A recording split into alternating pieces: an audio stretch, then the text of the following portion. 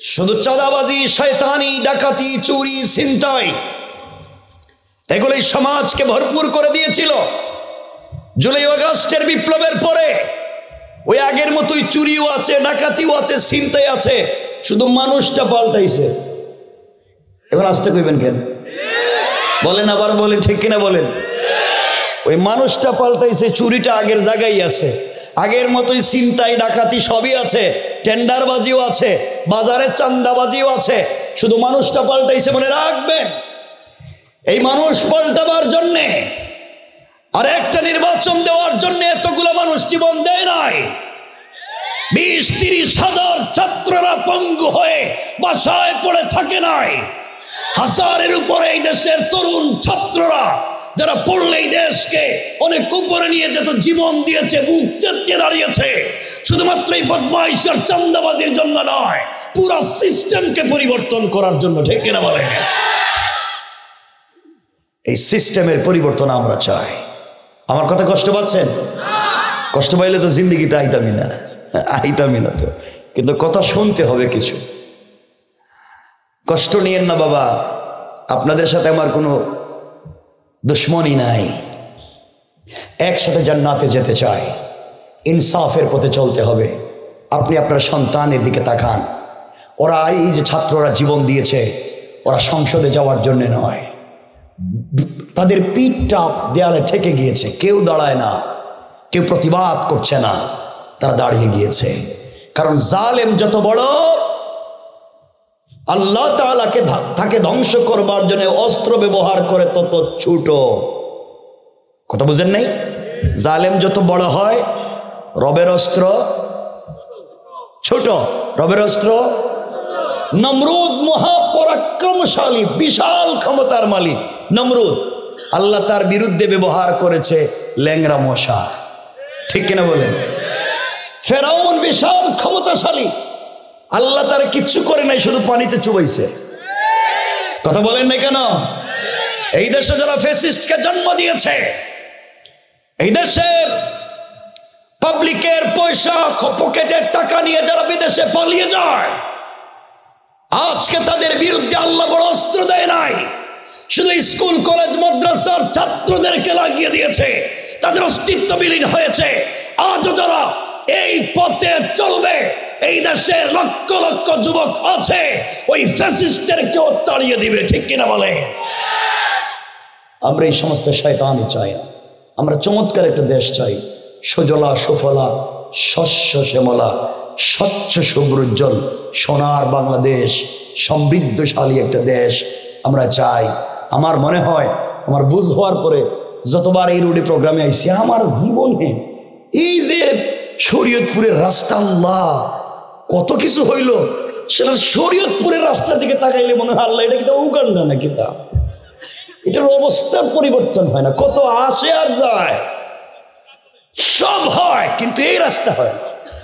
কথা বলেন না কেন? আমার কথা কষ্ট পাইলেন? একটু হাত তুলে দেখেন তো দেখি, কারা কারা কষ্ট পাইছেন? কষ্ট পাচ্ছেন আপনারা? আমি তো কথা শুরু করি নাই, শুধু আপনাদেরকে একটু দেখতেছি যারা ঘুমাইতেছি কিনা। আমার বন্ধুগণ, কষ্ট নিয়েছেন? এই জন্য যুবকদেরকে বলছি, ভাই তোমাকে আমাকেই দাঁড়াতে হবে। এই সমাজকে পরিবর্তন করতে হলে, এই সমাজ থেকে চুরি, ডাকাতি, ছিনতাই, মাদক দূর করতে হলে, এই সমাজ থেকে দুর্নীতি বন্ধ করতে হলে তোমাকে আমাকেই দাঁড়াতে হবে। ঠিক কিনা বলেন?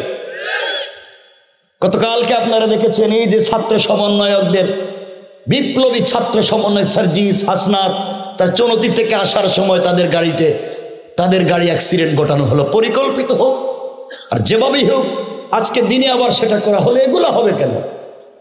হুজুরদেরকে প্রত্যেক বছর রাস্তায় ডাকাতি করা হবে কেন? প্রত্যেক বছর ওয়াজ থেকে যাওয়ার সময় হুজুরদের গাড়ি অ্যাক্সিডেন্ট ঘটিয়ে তাদেরকে পরিকল্পিত হত্যা করতে হবে কেন? এই সমস্ত বাদ দিয়ে একটা শান্তির দেশ চাই। এই দেশে একজন নারী সারা রাত ঘুরে বেড়াবে, কেউ চুপ তুলে থাকাবে না। যেই দেশের ছাত্র যুবকেরা সারা দিন স্বাধীনভাবে ঘুরে বেড়াবে, কেউ তাদের কাছে চাঁদা চাইবে না। যেই দেশের ব্যবসায়ীরা রাত দিন স্বাধীনভাবে ইনসাফের মতো ব্যবসা করবে, কেউ তাদের কাছে চাঁদা চাইবে না, এমন একটা রাষ্ট্র আমরা চাই। এই সমাজকে বিনির্মাণ করতে হলে আমাদেরকে কোরআন সুন্নাহর দিকে যেতে হবে। খুব সংক্ষেপ আজকের এই প্রোগ্রাম যারা চমৎকার আয়োজন করেছেন, আমি সংক্ষেপই আলোচনার দিকে চলে গেলাম। এই জন্য বন্ধুগণ, আপনাদের কাছে কয়েকটা প্রশ্ন করব। আমি একটু খুব সংক্ষেপ কথা বলবো, বেশি বলবো না। আপনারা যদি আমাকে সাপোর্ট দেন, সহযোগিতা করেন, তাইলে আমরা আলোচনাকে সংক্ষেপ করে শেষ করব। আমাকে সহযোগিতা করবেন তো ইনশাআল্লাহ।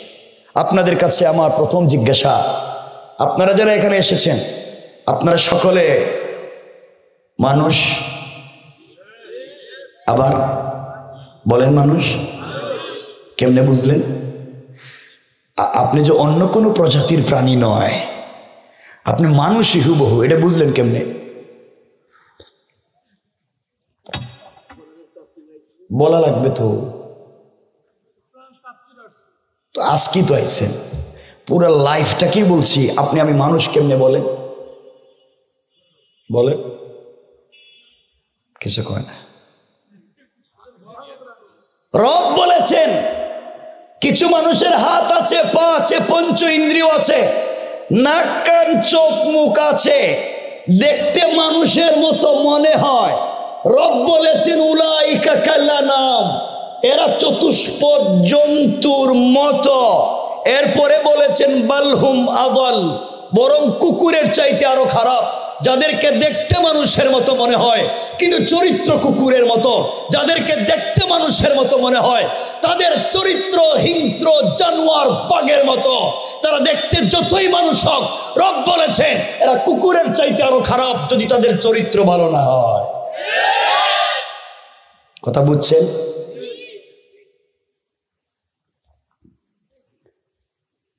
আপনাদের কাছে আমার 2 নম্বর জিজ্ঞাসা, খুব সংক্ষেপ করে বলতেছি, তো সামনের ওয়াজটা বুঝবেন।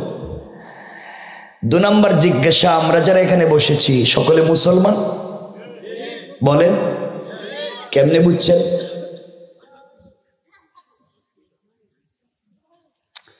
এরা কথা কয় না কেন? উনি বলছে আমরা ইসলাম ধর্ম পালন করি, আর কারো কিছু একটু বলে। কোন দিন আনছো? কত তোমার তারিখটা কত? যেদিন ইমান আনছো তারিখটা কই ইমান আনছি? বলেন, একজন বলেন।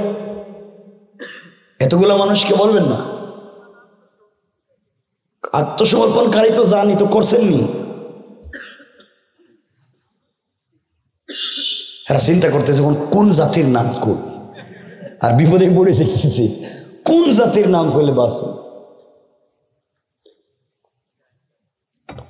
আবার বন্ধুগান, আপনারা মনে করতে পারেন আপনারা কালিমা পড়েছেন, আপনারা নামাজ পড়েন, এই জন্য মুসলিম, আপনারা মনে করতে পারেন। আমার কথা বুঝতেছেন কিনা আমি জানি না। আপনাদের কমন সেন্সের কাজ, শুধু জেনারেল নলেজের দরকার নেই, কমন সেন্স, আল্লাহ প্রদত্ত জ্ঞান, যেটা এডুকেশনের কোনো দরকার নাই। আল্লাহ যেটা দিয়েছেন সেটা দিয়ে একটু চিন্তা করেন তো। আপনারা বলেছেন আমরা মুসলিম, এই সেই হাবিজাবি। আমি আপনাদের কাছে জানতে চাই, শুধুমাত্র কালিমা জানলে বুঝলে পড়লেই মুসলমান হওয়া যায় না। মনে রাখবেন, এই পৃথিবীতে যারা কলেজে পড়েন, ইউনিভার্সিটিতে পড়েন, ইসলামিক স্টাডিজ একটা বিভাগ আছে না? বলে না? ইসলামিক স্টাডিজে অনেক মুসলিম ছেলে মেয়েদের পাশাপাশি অনেক হিন্দু ভাই বোন পড়ে না? পড়ে না? যারা স্টাডিজে পড়লো, ইসলামিক স্টাডিজে, তারা কোরআন থিসিস করে, কোরআন অ্যানালাইজ করে, কোরআন গবেষণা করে, MA করে, MPhil করে, PhD ডিগ্রি নেয়, ডক্টর হয়। আমি বলতে চাই, যারা কোরআন সুন্নাহ গবেষণা করে PhD ডিগ্রি নিয়ে ডক্টর হয়, তারা কোরআন হাদিস কম জানে না বেশি জানে? একটু বলেন বাবা। তারা কম পড়ছে না বেশি পড়ছে? কম বুঝছে না বেশি বুঝছে? তাহলে যেই হিন্দু বৌদ্ধ খ্রিস্টান ভাই বোন ইসলামিক স্টাডিজে পড়ে, কোরআন হাদিস গবেষণা করে, PhD ডিগ্রি নিছে, তারা মুসলিম? তারা মুসলিম? তারা কালিমা জানতো না? বলে না। জানতো না? তারা কোরআন হাদিস পড়ে নাই, তারা গবেষণা করে নাই, এরপরে মুসলমান নয় কেন? তাদের জানবার, বুঝবার, পড়বার, গবেষণার সাথে নাই আল্লাহর তাওহীদ আর নাই রাসূলের রিসালাত। বুঝা গেল আল্লাহর তাওহীদ এবং রাসূলের রিসালাত বিবর্জিত কোরআন শিক্ষার গবেষণাও কাউকে মুসলমান বানাতে পারে। বুঝছেন তো এতটুকু? আপনারা কে বলেছেন আমরা নামাজ পড়ি? যেখানে কে বললো আমরা নামাজ পড়ি, আমরা আত্মসমর্পণ করি যে যেন মুসলিম? আমি আল্লাহ পাকের জাত ও সিফাতের নামে শপথ করে বলছি, শুধু সালাত পড়লেই মুমিন পরিচয় দিয়ে জান্নাতে যাওয়া যাবে না। রব কোরআনে বলেছেন, ইন্নাস সালাতা তানহা আনিল ফাহশাই ওয়াল মুনকার। সালাত তো তার সালাত পালনকারী ব্যক্তি নামাজিকে অশ্লীলতা থেকে বাঁচাবার কথা ছিল, অশ্লীলতা থেকে বাঁচাবে। এখন নামাজও পড়ে শয়তানিও করে। কথা বলেন, এগুলো এলাকায় নাই শরীয়তপুরে? আল্লাহ বলেছেন কোরআনে, ফাওয়াইলুল লিল মুসাল্লিন, অনেক নামাজিকে তার নামাজি জাহান্নামে নিয়ে যাবে। আমার রাসূল পাকের পিছনে অনেকেই সালাত পড়েছে, মাঝে মাঝে ইকামত দিয়েছে, রাসূলের দস্তারখানে খাবার খেয়েছে, রাসূলের মতো দাড়িও রেখেছে, রাসূলের মতো জুব্বাও পরেছে, রাসূলের মতো পাগড়িও পরেছে, রাসূলের বুকের সঙ্গে বুক লাগাইছে, মাঝে মাঝে ইকামত দিছে, রাসূলের দস্তারখানে খাবার খেয়েছে। ওই বেচারা ইন্তেকাল করবার পরে রাসূল নিজের জুব্বা মুবারক খুলে তাকে কাফন দিয়েছেন, রাসূল নিজে তার জানাজায় শরীক হয়ে ইমামতি করতে চেয়েছেন। আল্লাহ বলেছেন, পয়গম্বরে আরবি আপনার মুসল্লি, আপনার দস্তারখানের সাথী, আপনার জুব্বা নিয়ে কবরে ইয়া রাসূলুল্লাহ একটা নয় 100 জুব্বা দিয়ে তার কাফন দিতে পারেন, একবার নয় 1,00,000 বার আপনি তার জানাজার ইমামতি করতে পারেন, কিন্তু আমি রব তাকে জান্নাত দিব না। কি বুঝলেন? রাসূলের মুসল্লি। আপনি কোন ইমামের মুসল্লি? রাসূলের মুসল্লি, রাসূলের দস্তারখানের সাথী, রাসূলের সঙ্গে বুকটা লাগাইছে, রাসূলের পিছনে সালাত পড়েছে, রাসূলের পবিত্র জুব্বা নিয়া কবরে, রাসূল নিজে তার জানাজায় হাজির। আল্লাহ বলতেছেন লোকটা জান্নাতি না জাহান্নামী? আপনার কথা বলতেছেন? দেখেন, আমি এমন কোন আলোচক না বাবা, আল্লাহর ওয়াস্তে বলতেছি যে আমি বইলেই যাবো, আপনারা কিছু বুঝলে কি বুঝলেন না আমি জানি না, আপনারা না বুঝলে আবার বলবো, ওই কথার উত্তর না দিলে আবার বলবো, যতক্ষণ না উত্তর পাইছে ততক্ষণ আবার বলবো। কারণ আমি এখানে এত কোটি মানুষ থাকতে আল্লাহ আমাকে এখানে বসাইছে। কিয়ামতের দিন যদি বলে, কিরে গোলাম তোরে বসাইছিলাম না চেয়ারে, তুই যে কোরআনের কথা বলছিলি আমার গোলাম বুঝলো কিনা একবার জিজ্ঞাসা করলেন?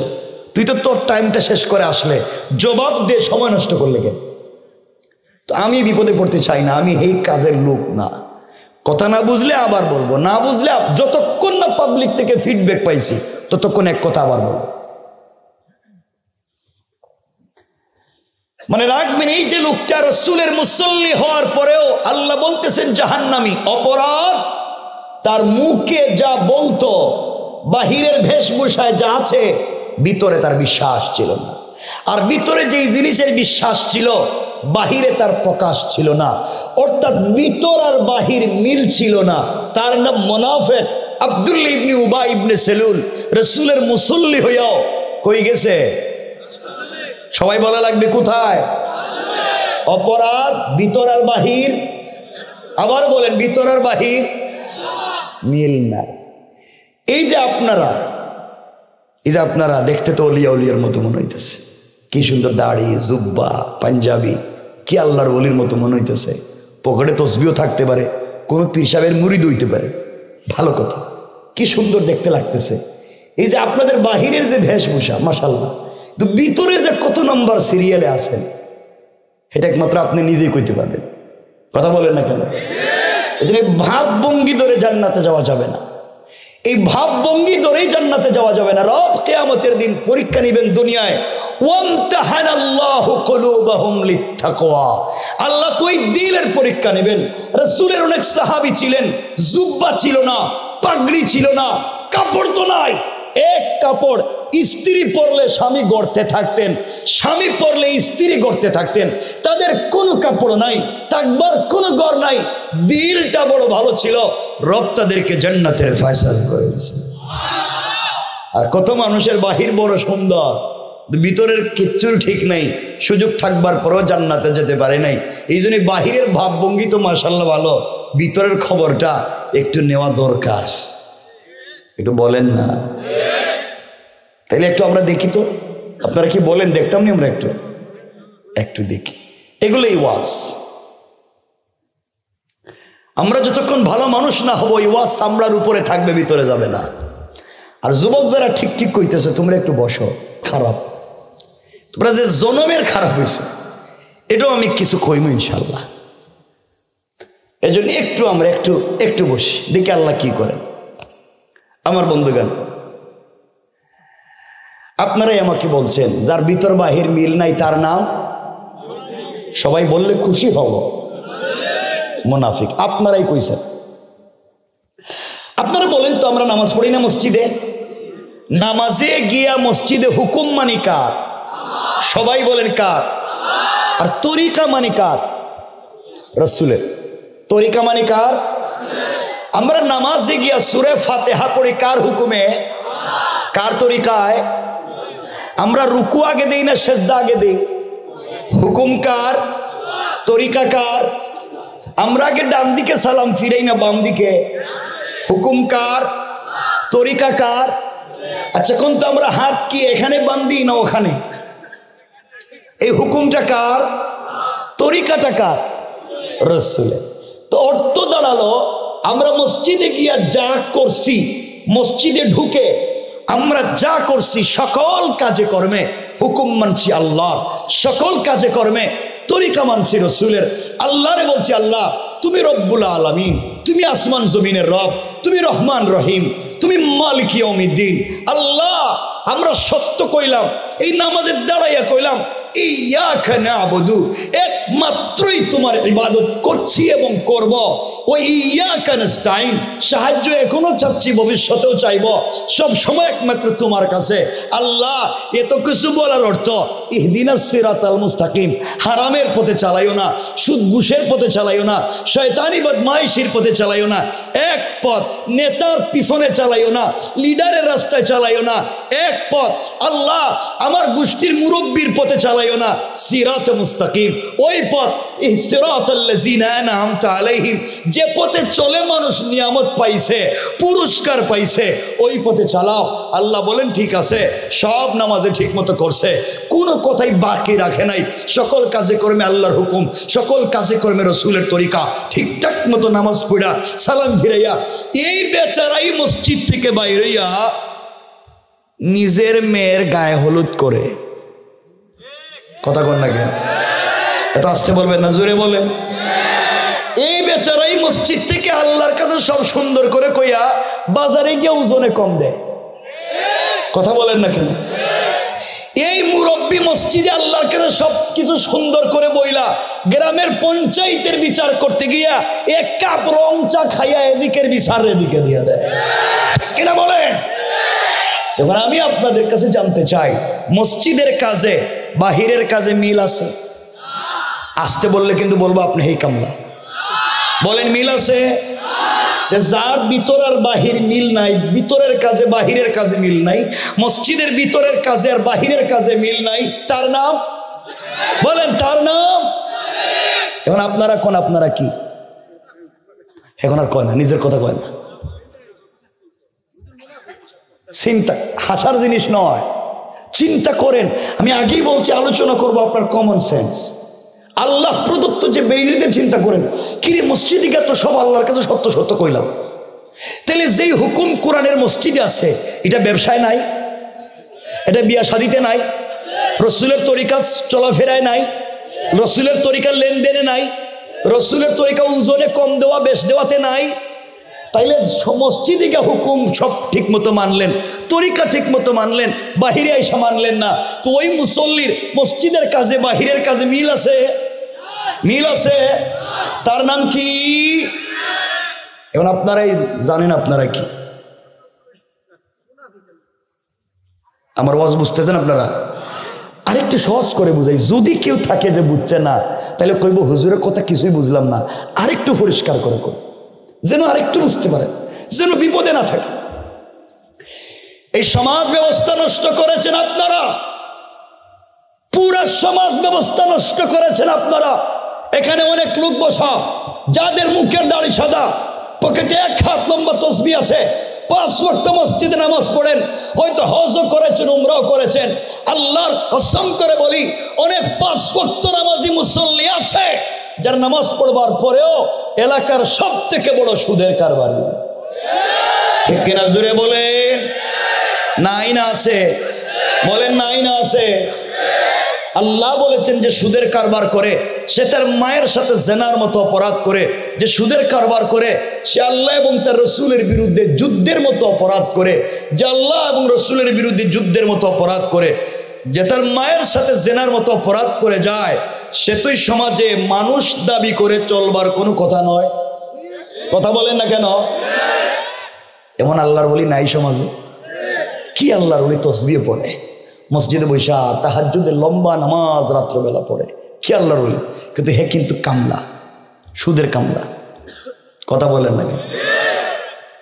আল্লাহকে ঘটনা কিরে বাটপার, পুরা জিন্দিগি পাবলিকের সুদের কারবার কইরা, পাবলিকের ঠকাইয়া, পাবলিকের জায়গা জমি সব নিজের নামে নিয়া, হজে গিয়া কাবার গিলাফ ধরে খানতেছে। আল্লাহ আল্লাহকে কিও বাটপার, পাবলিকের ঠকাইয়া সুদ খাইয়া এখন আমারে বয়স এখানে ঠকাইতা।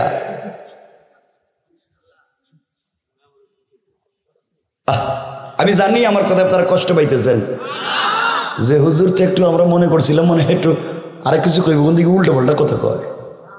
আমি জিন্দিগিতে আইতাম না, কোনো নিয়ত নাই, কিন্তু আজকের ওয়াজটা শুনেন বাবা, হয়তো আমারও দায়িত্ব আদায় হলো, আপনার হক আদায়। সমাজ আপনি আমি নষ্ট করেছি, সব খারাপ না।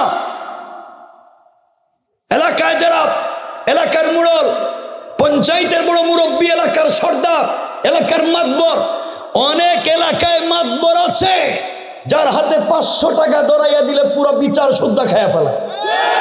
ঠিক কিনা জোরে বলেন? আপনারা শয়তান ছিলেন না। এই যে মসজিদের উন্নয়ন কল্পে আমার ভাই কত সুন্দর একটা প্রোগ্রামে আয়োজন করলো, কত সুন্দর একটা প্রোগ্রাম, ভালো কথা। কিন্তু আপনারা ম্যাক্সিমাম এলাকায় খবর নেন, ম্যাক্সিমাম এলাকায় খবর নেন, দেখবেন ম্যাক্সিমাম এলাকায় মসজিদের সভাপতি সুদখোর। কথা কয় না কেন?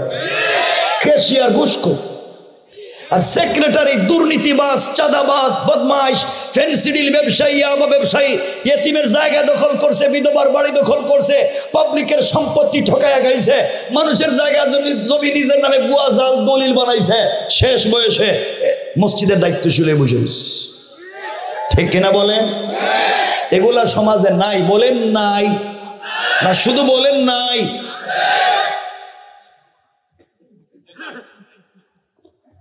এখন বুঝতেছেন নি সমাজ ভালো না খারাপ? খারাপ। আপনারা আমার কষ্ট কি জানেন? আপনারা শয়তান ছিলেন না, আপনারা শয়তান ছিলেন না। শয়তান মারার জন্য আপনারা মক্কায় যান, 8 লাখ 10 লাখ খরচ করে, যে হজের নিবন্ধন সময় বাড়াইয়া দিয়েছে, আর একটু সময় পাইবেন, 8 লাখ 10 লাখ খরচ করে হজে যায়। হজে গিয়া জামারাতে শয়তানরে কঙ্কর মারে, শয়তানরে পাথর মারে। মারতে হয়নি, যারা হজে গেছেন তো তারা মারা লাগে না?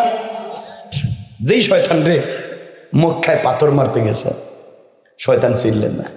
কত হজের আগের হজে দেখলাম না, হাজি সাহেব হজে গিয়া জামারাতে শয়তানরে পাথর মারতেছে, মারতে মারতে বোধ হয় রাগ উঠতে গেছে গা, জুতা খুললে মারতেছে।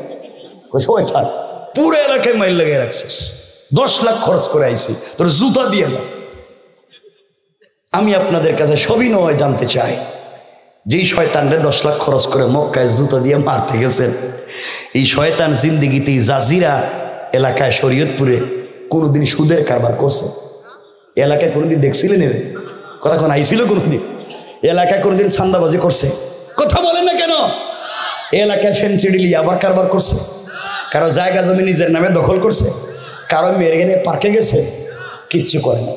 শয়তান এইগুলা এখান থেকে এসে এখানে কিচ্ছু করে না। এখন আপনারা বলেন যেই শয়তান সুদের কারবার করে এটা মক্কায় না এলাকায়? আসতে কইলে কিন্তু খবর আছে। যেই শয়তান সুদের কারবার করে মক্কায় না এলাকায়?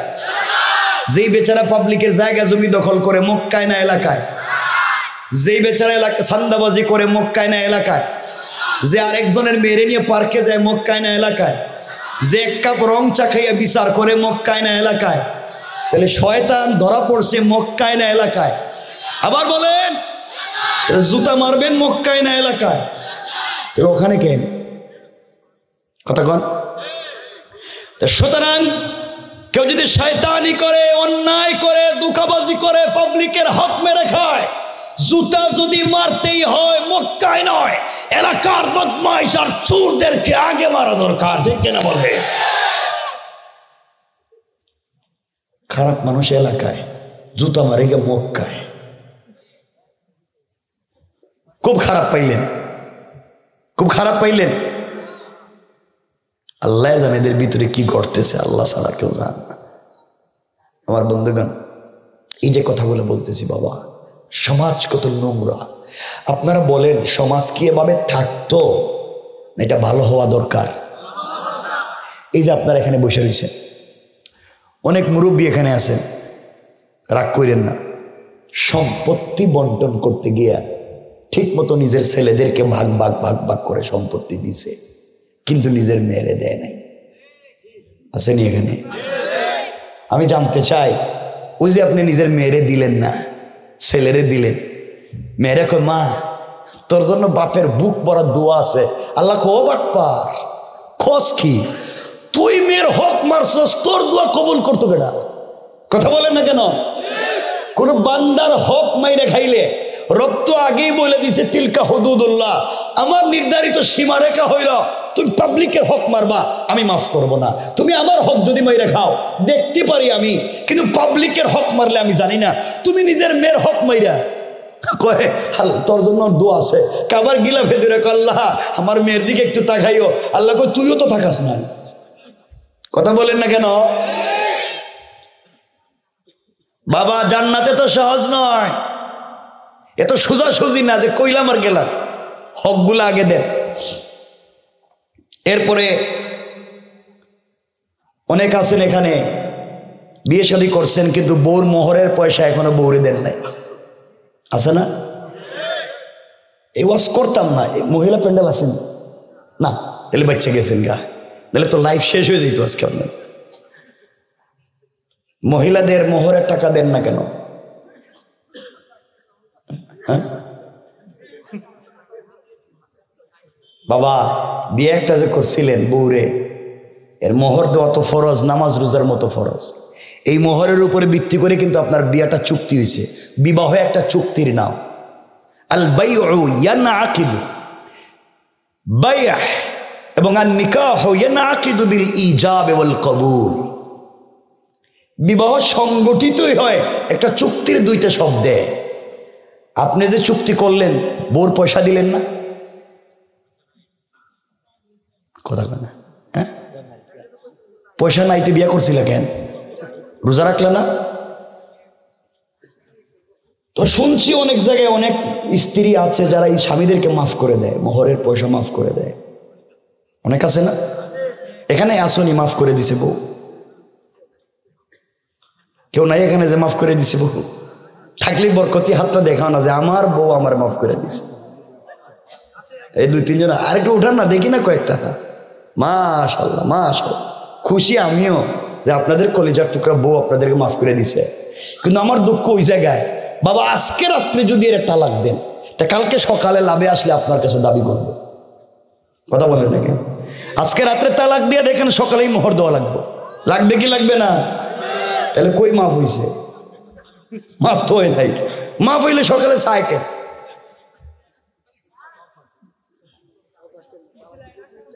আল্লাহ আমাদেরকে মাফ করুক, জোরে পড়ে না আমিন। টাকাটা দিয়ে দিয়ে যাক, আমরা সামনের দিকে যাই, বেশি কষ্ট দিব না, লম্বা করবো না। রাত্রে তো কত হয়েছে? 11:30 হয়েছে। 11:30 কষ্ট হচ্ছে? এই যে আপনারা চলে আসছেন, বসে রয়েছেন, এই জন্য কথা বলতেছি। কষ্ট হচ্ছে? আমরা সামনের দিকে যাই, মনোযোগ দিয়ে শোনো। আমার মুসলমান বন্ধুগণ, গভীর মনোযোগ। আমি যে আয়াতে কারিমা তেলাওয়াত করেছি, ওই আয়াতের উপর থেকে আল্লাহ তাআলা একজন গোলামের, একজন মুমিনের গুণ কি, কোয়ালিটি কি বর্ণনা করলেন। আমার আল্লাহ কোরআনে কারীমের 19 নম্বর পারা 25 নম্বর সূরা আল ফুরকানের 63 নম্বর আয়াত থেকে আল্লাহ বললেন, আমার আল্লাহ বললেন, ওয়া ইবাদুর রাহমানিল্লাযীনা ইয়ামশুনা আলাল আরদি হাওনা। আল্লাহ রাব্বুল ইজ্জত ওয়াল জালাল বলছেন, মুসলমানেরা, এই দুনিয়ার জমিনে যারা আমি আল্লাহর গোলাম দাবি করবে, আশিক রাসূল দাবি করবে, আমি আল্লাহর গোলাম নিজেকে মনে করবে, বান্দারে আমি আল্লাহর গোলামের 1 নম্বর গুণ হলো, আমার গোলাম দুনিয়ার জমিনে কোনোদিন অহংকার করতে পারে না। কি করতে পারে না? আল্লাহ আপনাকে টাকার মালিক বানিয়েছেন, শুধু শোনেন আজকের কথা। অহংকার করা যাবে না। আপনি যদি সম্পদের কারণে, গাড়ি বাড়ির কারণে দুনিয়ার জমিনে অহংকার করে বসেন, আবার আল্লাহ চাইলে 10 তলা থেকে থাবড়াইয়া গাছতলায় নামাইয়া দিতে আমার আল্লাহর 1 মিনিটও দেরি হবে না। কোন ঠিক কিনা? আর আপনি যদি অহংকার ছেড়ে দিতে পারেন, আমার আল্লাহ চাইলে 22 তলা থেকে গাছতলা থেকে কান ধরে 10 তলার মালিক বানাইয়া দিতে আমার আল্লাহ 1 মুহূর্ত দেরি হবে না। কোন ঠিক কিনা? এজন্য আল্লাহর গোলাম, আল্লাহর ওয়াস্তে অহংকার করা যাবে? একটু বলেন না যাবে? আপনারা করেননি না? আপনারা তো ফেরেশতা পর্যায়ে পৌঁছে গেছেন, ওলিয়া উলিয়া মাশাআল্লাহ, এরা অহংকার করে না। দেখবেন 50 বছর আগে এই এলাকায় অনেকের ঘর ছিল ঝুপড়ি ঘর, ভাঙ্গা ঘর, টিন লাগাবার পয়সা ছিল না। আজ তার ছেলে মেয়ের ঘরে কোটি কোটি টাকা, পয়সার গরমে এলাকার পাবলিকরে চিনেও না। কথা বলুন, আছে না নাই? আর আজ থেকে 50 বছর আগে অনেকের ঘরে লাখ লাখ টাকা ছিল, আজ তার ছেলে মেয়েরা মানুষের বাড়িতে, মানুষের দোকানে আর জমিতে কাজ কাম করে খায়। আছে না নাই? কে করতে পারে? এত আসতে বললেন, কেউ করতে পারে? এই জন্য অহংকার করা যাবে? আসতে বলবেন না, জোরে বলেন যাবে? 2 খুব সংক্ষেপ করে বলতেছি, লম্বা করব। আল্লাহর গোলামের 2 নম্বর গুণ আল্লাহ বলছেন, ওয়াইদা খাতাবাহুমুল জাহিলুনা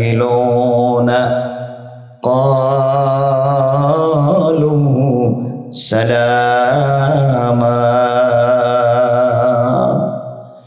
আল্লাহ রাব্বুল ইজ্জত ওয়াল জালাল বলছেন, মুসলমানেরা, এই দুনিয়ার জমিনে যারা আমি আল্লাহর গোলাম দাবি করবে, আশিক রাসূল দাবি করবে, আমি আল্লাহর গোলাম নিজেকে মনে করবে, বান্দারে আল্লাহর গোলামের 2 নম্বর গুণ হলো, আমার গোলামকে কেউ গালি দিলে গালির জবাব দিবে না, আঘাত করলে আঘাতের জবাব দিবে না, গীবত শিকায়াত সমালোচনা করলে জবাব দিবে না, বরং আমি আল্লাহর গোলামকে কেউ যদি গালি দেয়, আমার গোলাম গালির জবাবে গালি না দিয়া ওই ব্যক্তির জন্যে শান্তি আর সালামতির দোয়া করে যায়। পড়েন সুবহানাল্লাহ। আল্লাহর গোলামের 2 নম্বর গুণ, গালি দেওয়া যাবে? আসতে বললেন যে? এই যে যুবক ছেলেরা দাঁড়ায় রয়েছে কেন? আসো, শুধু দাঁড়াইয়া থাকতেছ, বসে রয়েছেন, ভালো কথা, দাঁড়াবেন না।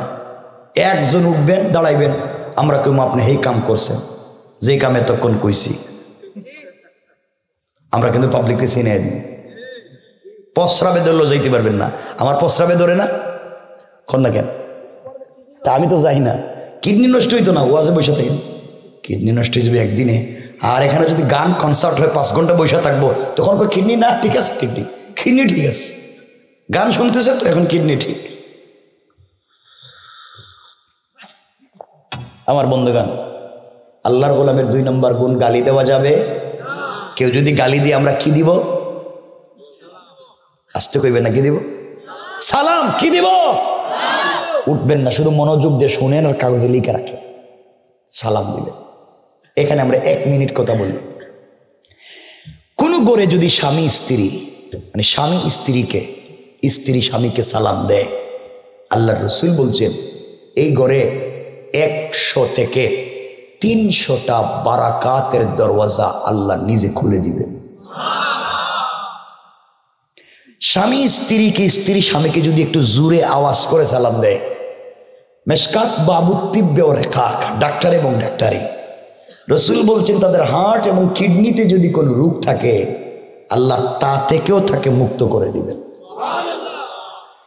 এই জন্য আল্লাহ আমাদের মা আম্মাজান আয়েশা সিদ্দিকা বলেন, আমি যখন দেখতাম রসুলের পাক ঘরে আসতেছেন, আমি ঘরের দরজায় দাঁড়িয়ে থাকতাম, দরজার চিপায় দাঁড়িয়ে থাকতাম, পর্দার আড়ালে দাঁড়িয়ে থাকতাম, নবীজি যেন আমাকে দেখতে না পান। তিনি যখন ঘরে ঢুকবেন, আমি তখন ঝাপটি মেরে তাকে জড়িয়ে ধরে তার কপালে চুম্বন দিয়া আমি স্ত্রী হিসাবে আমার স্বামীকে সর্বপ্রথম সালাম দেব। কিন্তু আম্মাজান আয়েশা বলছেন, ওয়াল্লাহে, আল্লাহর জাত ও সিফাতের শপথ, আমার জিন্দেগিতে নবীজিকে, আমার স্বামীকে আগে সালাম দিতে পারি নাই, বরং নবীজি ঘরে আসার অনেক দূরে থাকতে আমাকে সালাম দিতেন। না সুবহানাল্লাহ, এটা আগামীকালকে কইল হইব। নবীজি যদি নিজের স্ত্রীর সালাম দিতে পারছেন আগে, বিশ্ব নবী, আল্লাহর পরে যার মর্যাদা, সরকারে কায়না, নবী রাহমত রাসূল পাক সাল্লাল্লাহু আলাইহি সাল্লাম যদি নিজে নিজের স্ত্রীকে সালাম দিতে পারছেন, তা আপনারা পারবেন না? তো সত্য কথা কোন, তো বউরে সালাম দেননি, মিথ্যা কথা কইবেন না, কিন্তু মিথ্যা কথা বললে আমরা সব বইলে দিব। বলেন বউরে সালাম দেননি। ও বাবা, আপনি একজন, তো বিয়ে কি একজনে করছে? বলেন সালাম দেন না কেন? স্ত্রীকে সালাম দেন না কেন? একটু বলেন বাবা, আমরা কথা বলবো। কি করে? শর্মা, মানে লজ্জা করে? ওরে আল্লাহর লজ্জা! বউরে সালাম দিতে লজ্জা করে, আর বউরে ফিডাইবার সময় লজ্জা কই যায়? বউরে যখন মারে তখন লজ্জা কই থাকে? এমন মায়ের মারে আজকালকে গ্রামে শুনছি, মাঝে মাঝে তো শুনি পাবলিক কয়, এমন মায়ের মারে গ্রামে, মারতে মারতে বউরে কয় তুই আমারে আব্বা কো, তুই বাপ কো। বউ মায়ের খাইতে খাইতে হচ্ছে আমার বাপ আমারে ছাইড়া দেয়। হে তালাক দিতে দিতে রাগের ঠেলায় তালাক, দেখো তোরে তো তালাক দিছি, তোর বাপরেও তালাক দিছি, তো বেড়া মানুষরে কেমনে তালাক দিবা? দিতেই আছে। তো সমাজ কত নোংরা হয়ে গেছে। এই জন্য বাবা, পরিবারের দিন নিয়ে যেতে হবে।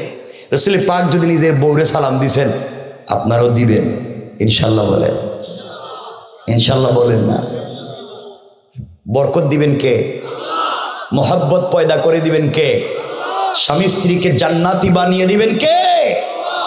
এজন্য সালাম দিবেন তো, বলেন ইনশাল্লাহ। মুরব্বীরা আমার চেহারার দিকে তাকায়, আপনারা দেখেন না, এই যে এরা আমার চেহারার দিকে তাকাই হাসতেছে, এরা কইতেছে রে বাবা 70 বছর গেছে বউরে সালাম দিলাম না, আজকে যদি সালাম দিই তো বউ কইব বুড়া বাহিরে কোন কাম ঘটাইছে, আর আমার সালাম দিয়ে ভাব মারতেছে।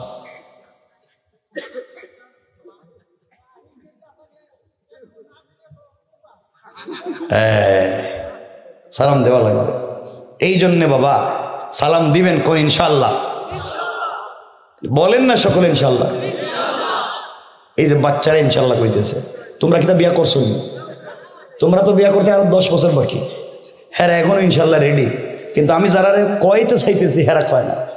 আমি যাদের জন্য এই ওয়াজটা শুরু করলাম এদের বলাইতে পারতেছি। আমার বন্ধুগণ, এই জন্যে আজকের থেকে সালাম দিবেন কোন ইনশাল্লাহ? আজকে ওয়াজ থেকে বাসায় গিয়া ঘরের দরজায় দাঁড়াইয়া বলবেন, স্ত্রী আসসালামু আলাইকুম ওয়া রাহমাতুল্লাহ। বউ কইব মা আমার এই জামাইটারে কোন ভূতে ধরলো আজকে, জীবনে সালাম দেয় নাই, আজকে দেখি আপনি আমার সালাম দিলেন। বলবেন বউ আমার এখন কোনো ভূতে ধরে নেই, হুজুর ওয়াজ করছে আজকে এই যে লাউখোলা পুরাতন হাট কোহিনুর জামে মসজিদ হুজুর ওয়াজ করছে, আমি সুন্নত আদায় করছি, আর কিছু না। বউরে আপনি সালাম দিবেন তো ইনশাল্লাহ? আজকের থেকে দিবেন তো ইনশাল্লাহ? না সালামের কথা কইছি, কোনো কইতো না। ইনশাল্লাহ জোরে কর, ইনশাল্লাহ জোরে কর। মাঝে মাঝে গড়রে যদি সুন্দর করতে চান, আপনার ঘর থেকে শাহজালালের মতো সন্তান যদি জন্ম দিতে চান, তাহলে মাঝে মাঝে গড়ে গেলে বউরে মহব্বত করে মাঝে মাঝে মুখ হাতে তুলে মুখে উঠে খাওয়াইয়া দিয়ে নিজের হাতে বউরে মাঝে মাঝে। কেউ কিছু কয় না, আমি কিন্তু ওয়াজ করতেছি, এটা হাদিস। খুলেন তিরমিজি, শামাইলে তিরমিজি। আম্মা জান আয়েশা বলছেন আমার মনেই পড়ে না রসুলের পাকের ঘরে আসার পরে আমার হাত দিয়ে খাবার খেয়েছি, পুরো জিন্দিগি রসুল আমাকে খাইয়ে দিয়েছেন, আর আমি রসুলকে নিজের হাতে খাইয়ে দিয়েছি। সুবহানাল্লাহ।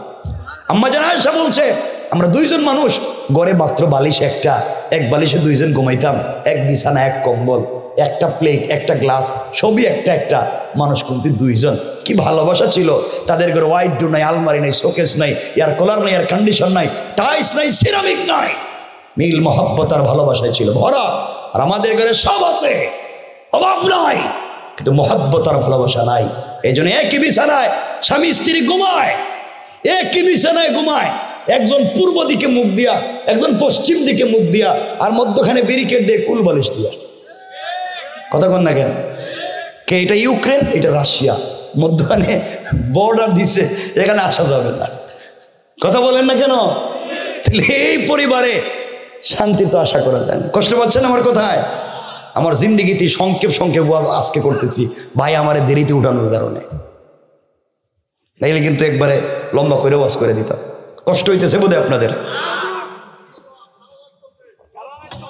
সারা রাত আসেননি আপনারা? একটু হাত তুলে দেখান না কারা কারা যাইবেন গা। আমি তো যাইবেন গা কইছি।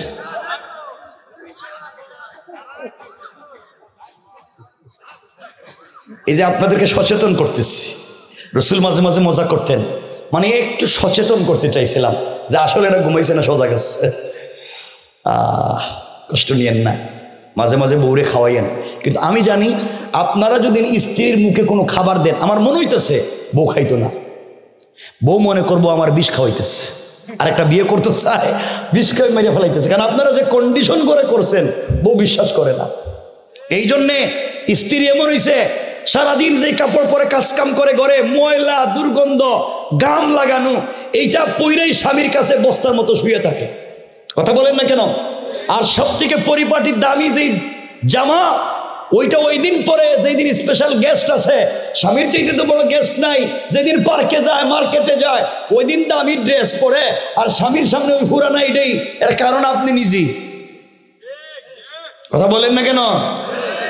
এই জন্য স্বামী স্ত্রীর সম্পর্ক চমৎকার করা দরকার আছে না নাই? জীবনে যদি আল্লাহর সাথে সম্পর্ক করতে পারেন, কার সাথে? জীবনে যা চাইবেন তাই পাইবেন। আপনারা কি চান যে আমরা পৃথিবীতে বাইচা, পৃথিবীতে বেঁচে থেকে জান্নাতের স্বাদ নিতে চাই? চাননি? যে আমরা পৃথিবীতে বেঁচে থাকবো কিন্তু আমরা জান্নাতের স্বাদ নিতে চাই, তাহলে এই পৃথিবীর কারো সাথে সম্পর্ক না করে, যুবকদেরকে বলছি ভাই, তোমরা প্রেম ভালোবাসা এগুলো বাদ দাও। এই ভুয়া মেয়েদের পিছনে দৌড়িয়া লাভ নাই।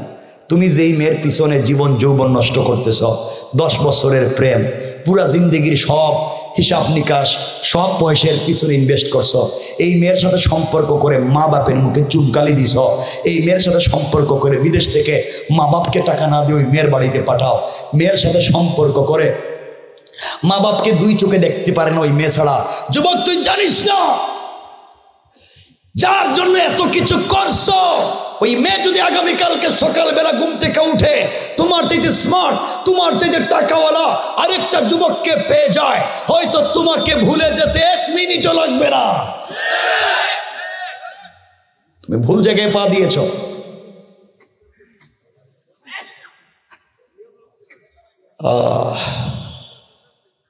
এই জন্য আল্লাহর ওয়াস্তে সম্পর্ক কার সাথে?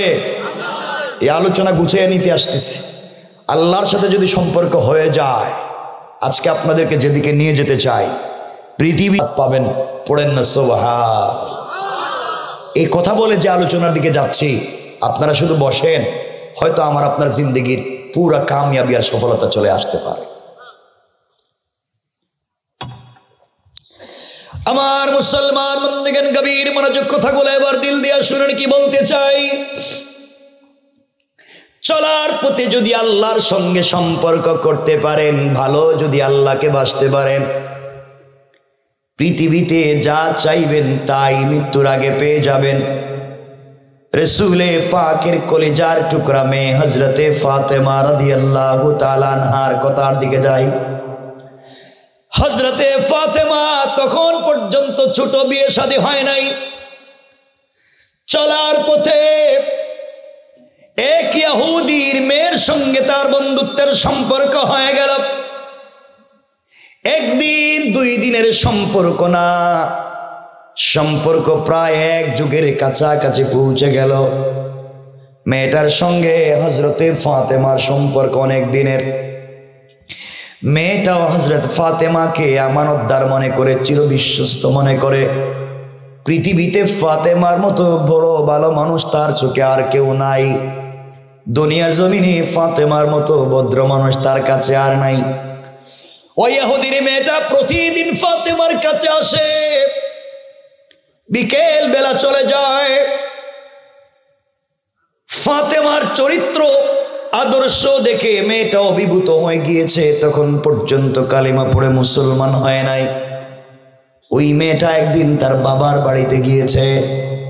ইহুদি ডাক দিয়া বলেছে, মেয়েরে মনোযোগ দিয়ে শোনো, যুবকেরা কি বলতে চাই। ও আমার মেয়ে, তোমার বয়স কম হয় নাই মা, আমি তোমাকে বিয়ে দিতে চাই।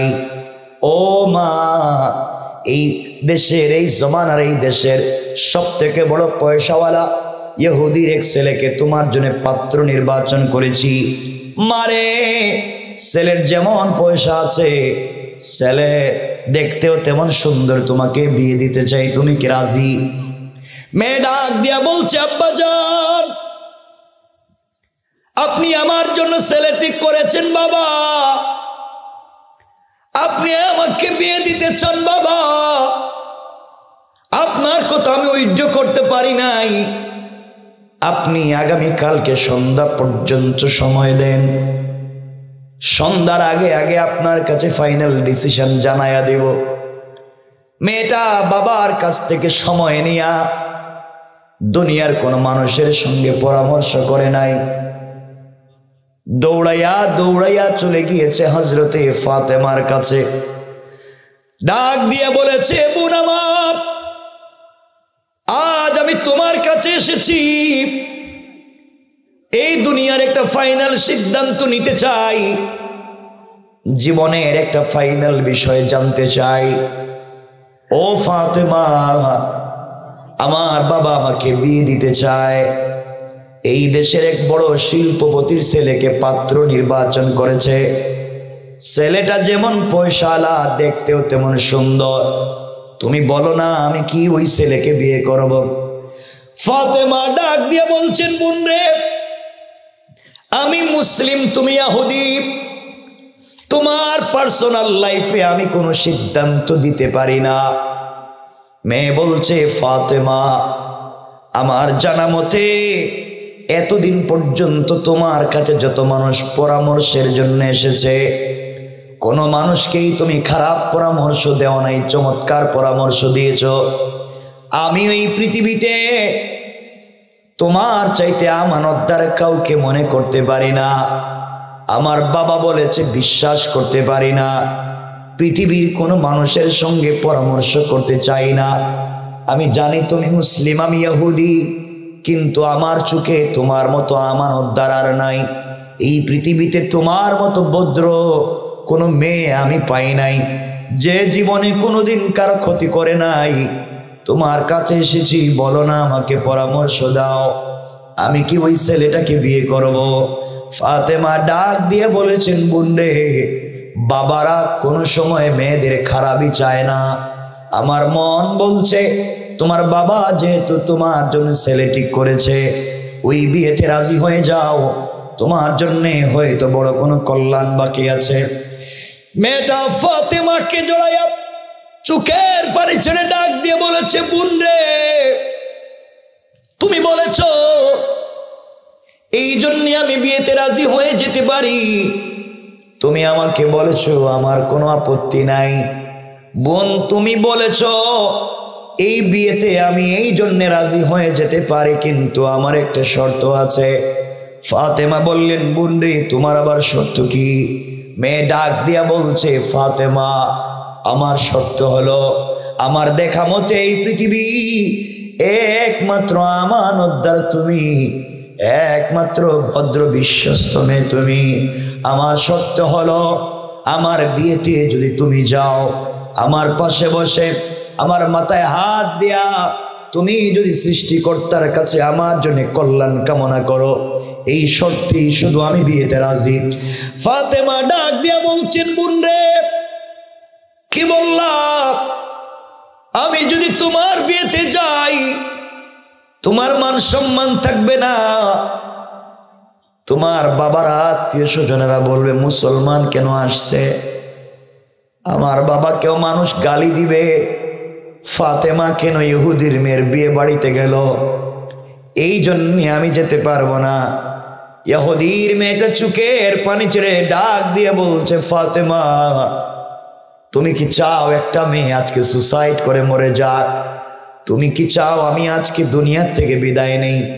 এই পৃথিবীতে তোমাকে ছাড়া যে আমার কিছুই চলে না। ফাতেমা, তুমি যত কথাই বলো, তুমি যদি আমার পাশে না বসো পৃথিবীর কোন ছেলেকে কিন্তু আমি বিয়ে করব না। আমি হয়তো মরে যাব, নচেত আসমান জমিন ভেঙে যাবে, এভাবেই জীবন কাটাইয়া দিব, কোন ছেলেকে বিয়ে করব না। এক পর্যায়ে ফাতেমা আবেগী হয়ে গেলেন, ডাক দিয়া বললেন, বোন রে, ইনশাআল্লাহ কথা দিলাম আমি তোমার বিয়েতে যাব। বন্ধুগণ, কথাগুলো দিল দিয়া শুনেন, কি বুঝাতে চাই?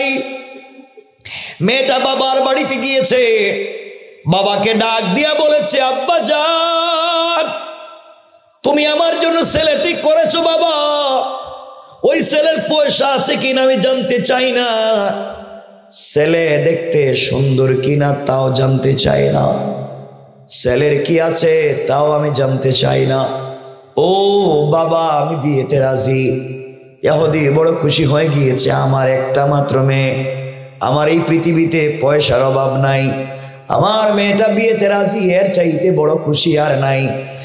এবার ইহুদির মেয়ে ডাক দিয়া বলছে, আব্বা জান, এমনি এমনি রাজি হই নাই, আমার একটা শর্ত আছে। ইহুদি বলতেছে, মা তোমার শর্ত কি? বাবা, আমার শর্ত হলো আমার বিয়েতে আমার বান্ধবী মুহাম্মদ ইবনে আব্দুল্লাহর মেয়ে ফাতেমাকে ইনভাইট করেছি, দাওয়াত করেছি, ও কিন্তু আমার বিয়েতে আসবে, এই শর্তে আমি রাজি। এই কথাটা শুনে ইহুদির যেন পায়ের রক্ত মাথায় উঠে গিয়েছে, চিৎকার করে বলছে, মেরে, মুহাম্মদ আমার জাত শত্রু, আমার ধর্মের বিরুদ্ধে চলে গিয়েছে, তার মেয়েকে আমার বাড়িতে তোমার বিয়েতে ইনভাইট করবা, আমি বেঁচে থাকতে হতে পারে না, প্রয়োজন বোধে তোমাকে কোন ছেলের কাছে বিয়ে দিব না, আজীবন তোমাকে এভাবে রেখে দিব, এরপরে ফাতেমাকে বাড়িতে আসতে দিব না। মেয়ে দাঁড়িয়ে গিয়েছে, ডাক দিয়া বলেছে, আব্বা জান, এই পৃথিবীতে আজ পর্যন্ত তোমার কথার উপরে কোনো কথা বলি নাই বাবা, প্রতি সেকেন্ডে তোমাকে মেনেছি, আজ তোমাকে একটা কথা আমি জানাইয়া দিতে চাই। ও বাবা, আমার বিয়েতে যদি আপনি ফাতেমাকে আসতে বাধা দেন, আসমান জমিন ভেঙে যেতে পারে, পৃথিবী টুকরা টুকরা হয়ে যেতে পারে, ফাতেমাকে কাছে না বসাইয়া এই পৃথিবীর কোনো ছেলেকে কোনোদিন বিয়ে করব না। আল্লাহু আকবার বললেন না? আরো জোরে বলেন না? কথাগুলো চিন্তা করেন। ইহুদি চিন্তা করতেছে, আরে একটা মাত্র মেয়ে, বিয়ে যদি না দিতে পারি মান সম্মান তো থাকে না। এবার ইহুদি কৌশল করছে, ষড়যন্ত্র করে কৌশল করে বলে, মা তুমি আমার একটা মাত্র মেয়ে, একটা কথা বলছো বাপ না মাইনে তো পারি না, তুমি বলছো তোমার বিয়েতে ফাতেমা আসবে, আমার আপত্তি নেই, আসো, কিন্তু মা আমার শর্ত আছে। আমার শর্ত হলো তোমার বিয়েতে এই পৃথিবীতে যাদেরকে আমি দাওয়াত করেছি সবাই কোটি কোটি টাকার দামি গহনা, অর্নামেন্টস, জুয়েলারি, কাপড় পরে আসবে, সোসাইটি মেনটেন করে আসবে, সামাজিকতা মেনটেন করে আসবে, সব পয়সাওয়ালার ছেলে মেয়ে। আর ফাতেমা তো গরিব বাপের মেয়ে, 3 বেলা 1 বেলা খাবার নাই, থাকবার মতো ঘর নাই, পুরাতন ছেঁড়া কাপড় পরে। ও যদি তোমার বিয়েতে আসে পুরাতন কাপড় পরে, মান সম্মান ইজ্জত বলতে থাকবে না। মারে আমি এক শর্তে রাজি, ফাতেমা যদি তোমার বিয়েতে আসতে হয় একটা নতুন পোশাক পরে আসতে হবে। ইহুদির কথা হলো, চিন্তা হলো, ফাতেমা কাপড়ও পাবে না, আসতে বলে না আসতে। এটা ইহুদির চক্রান্ত। সে সিদ্ধান্ত নিল। মেয়েটা ফাতেমার কাছে এসে বলছে, বোন, সংক্ষেপ মনোযোগ দিয়ে শোনে, বোন তুমি আমার বিয়েতে যাও, বাপ চায় না। অনেক অনুনয় বিনয়ের পরে রাজি হয়েছে, এক শর্তে, তুমি আমার বিয়েতে গেলে একটা নতুন পোশাক পরে যাইতে হবে। ফাতেমা হাও মাও করে কাঁদতে শুরু করলে, বোন রে, আমি এমন এক বাপের ঘরে জন্ম নিয়েছি, মাসের পর মাস চলে যায়, চুলায় কোনো আগুন জ্বলে না,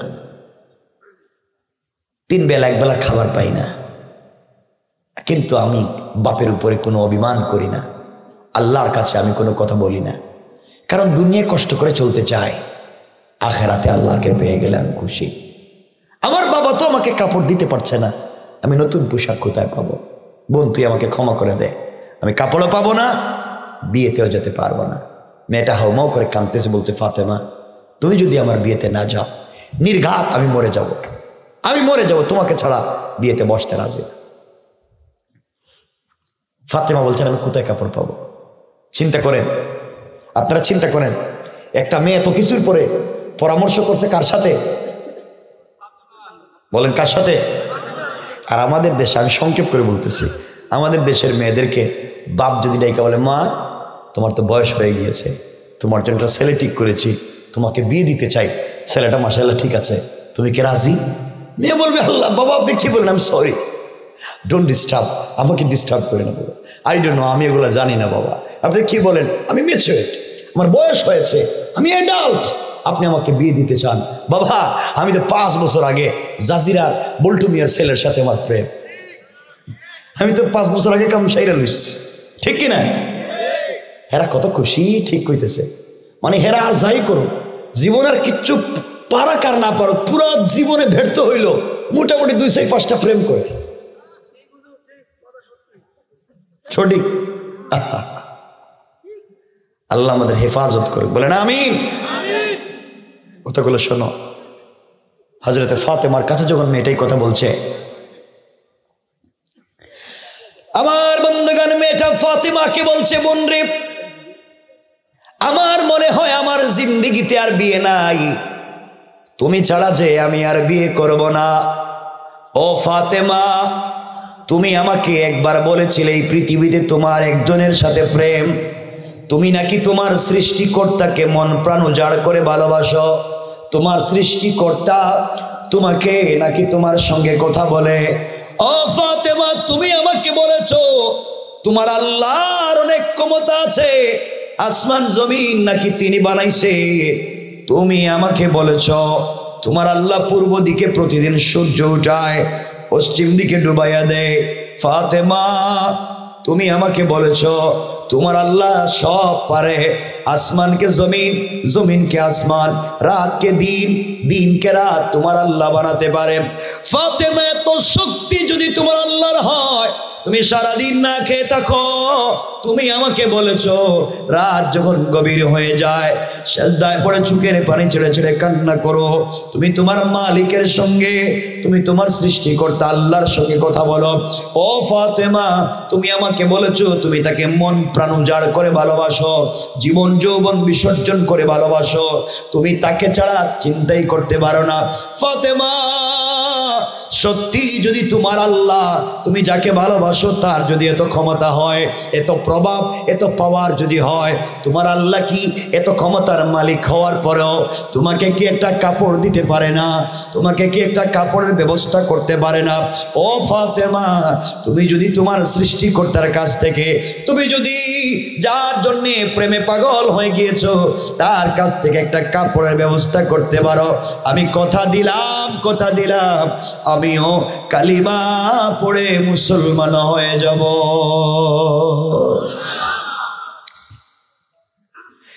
এই কথা শুনে ফাতেমা বিগি হয়ে গেলেন, ডাক দিয়া বলছেন, বোন রে, ইনশাআল্লাহ কথা দিলাম, টেনশন করিস না, আমি তোমার বিয়েতে যাব এবং এই পৃথিবীর সব থেকে দামি কাপড় পরে যাব। এত আসতে বললেন শোন, আপনাদের আওয়াজে মনে হইতেছে কষ্ট হইতেছে, আমি কি রেখে দিবো? এখনই আমি রেখে দিই, 12টা হয়েছে, আপনারা তো আসতে বললেন যে কষ্ট হচ্ছে। সুবহানাল্লাহ, একটু জোরে কর, আল্লাহু আকবার, আরো জোরে কর। যত আওয়াজ কমবে তত আমার সময় কমবে। আমি আর 12টা হয়ে গেছে এমনি তো বলবো না। আমার বন্ধুগণ, কতটা মনোযোগ দিয়ে শোনেন। ফাতেমা বলছেন মেয়েটাকে, বোন আমি তোর বিয়েতে যাব, নতুন জামা পরে যাব ইনশাআল্লাহ। মেয়েটা বাবার কাছে গিয়ে বলছে, আব্বা ফাতেমা কিন্তু বিয়েতে আসবে, ও নতুন পোশাক পরে আসবে। ইহুদি মুস্কি হাসতেছে, আর কেউ দেখো যার ঘরে খাবার নাই, থাকবার ঘর নাই, এ নাকি নতুন জামা পরবো, জামা থাকলেই না পরতো। এই কথাটা শুনে ফেলছেন আল্লাহ বলছেন, শয়তান তুই কল্পনা করতেছস, পরিকল্পনা নিতেছস, ফাতেমাকে বাড়িতে আসতে দিবি না, আর আমি আল্লাহ এখন সিদ্ধান্ত নিলাম ফাতেমাকে বাড়িতে পাঠাবো না। এত আসতে, আরো আসতে এখন। সুবহানাল্লাহ, আল্লাহ চাইলে পারবেন। আমার আল্লাহ কোরআনে বলছেন, ওয়া মাকারু ওয়া মাকারাল্লাহ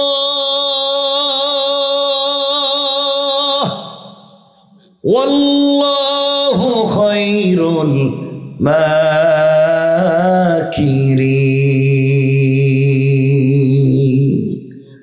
আল্লাহ রাব্বুল ইজ্জত ওয়াল জালাল বলেছেন, বান্দারে তোমরা কিসের কৌশল করো? তোদের চাইতে আমার আল্লাহর কৌশল আর হাজার হাজার গুণ বড়। কণ্ঠ সুবহানাল্লাহ, আল্লাহু আকবার বলেন। আল্লাহ সিদ্ধান্ত নিছেন, যা ফাতেমাকে পাঠায় দিবেন। আমার বন্ধুগণ, যেদিন এই কথা হইতেছে ওই দিন থেকে 1 মাস পরে বিয়ে। কয় মাস? ধরেন 1 মাস শেষ, আগামীকালকে বিয়ে, মানে মধ্যখানের ওয়াজ রাইখা দিলাম। অনেক ঘটনা ঘটেছে। ফাতেমার কাছে মেয়েটা বারবার আসছে, কাপড় কিনে নিয়ে ঝামেলা হয়েছে, ফাতেমাকে দাওয়াত দেওয়ার কারণে পুরো কমিউনিটিতে সমস্যা তৈরি হয়েছে। এগুলোর সমাধান হইল কেমনে? কে করলো? কেমনে হইল? ফাতেমা কেমনে যাবেন? এগুলো লম্বা কথা, রাইখা দিলাম। ডাইরেক্ট বিয়া, মাঝখানের ওয়াজ বাতিল। ভাই কষ্ট হইতেছে আমার, কিন্তু 12টা হয়ে গেছে তো। না ভাই, আমি লম্বা করবো না ভাই, আমি বুঝতে পারছি, সব শুনবেন, আমি বলতেছি তো। ওমা বাইরে বলছিলাম আসবো আল্লাহ যদি বাঁচায়, অল্প কথা বলবো, রাত্র বেশি হয়ে গেছে গা, জিগান তো রাত্র 12টার উপরে হয়ে গেছে। আচ্ছা বলেন তো, ওয়াজ কি 1 দিন না 2 দিন? 1 দিনের ওয়াজ না 2 দিনের? 12টার পর 1 দিন না 2 দিন? তাহলে ওয়াজ 2 দিন করবো কেন?